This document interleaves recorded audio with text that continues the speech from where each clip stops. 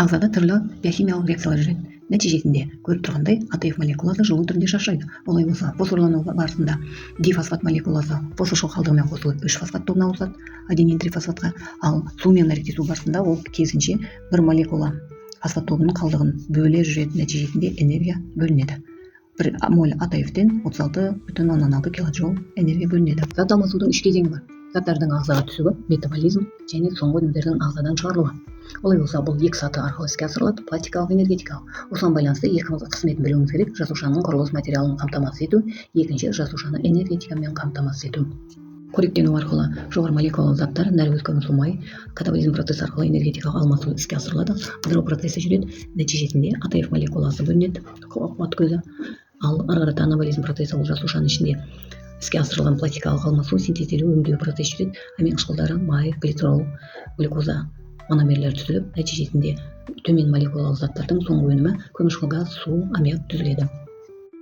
3 этабының біріншісі асқорыту мүшелері жүйесінде өтеді. Дайындық кезеңі, екінші кезеңі анаэробты кезеңі, ол жасушаның цитоплазмасында өтеді. Үшінші кезеңі митохондрияның аэробты тыныс алу, оттекті кезең митохондрия матриксінде өтеді. Бір молекула глюкозадан 2 ПЖК молекуласы түзілгенде 2 АТФ молекуласы гликолиз процесс анаэробты кезеңі. Анаэробты процесс митохондрияның матриксіне жүреді. Ацетилкоандиннің қатысуымен нәтижесінде 2 АТФ түзіледі. Ал үшінші кезеңде электрон тасымалдау тізбегінде 34 АТФ молекуласы, нәтижесінде бір глюкоза молекуласынан 38 АТФ молекуласы түзілгені көрсетілген.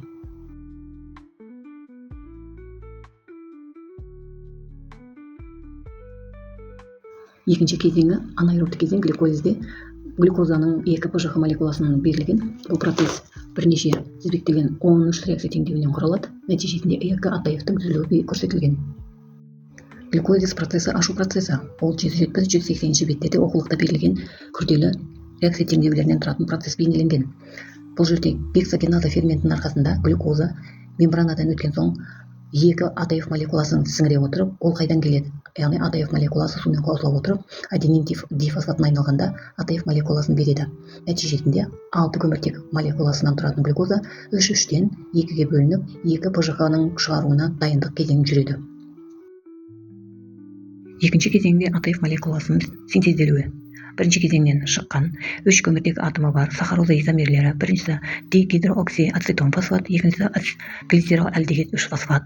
Әрқайсысына коферментнат сутек протондарын алып келіп, сутексіздену процесі жүреді.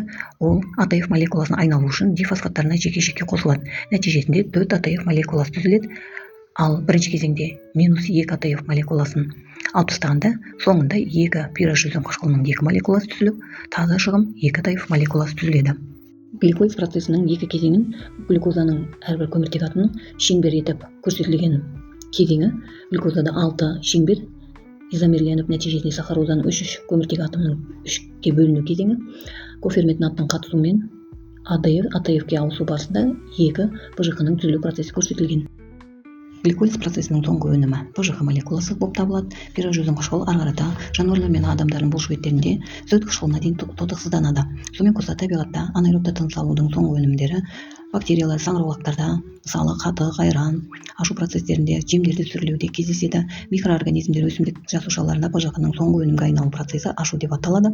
Сонымен қоса этанол, көмірқышқыл газы бөлінетін спирттік ашу процесі де кездеседі.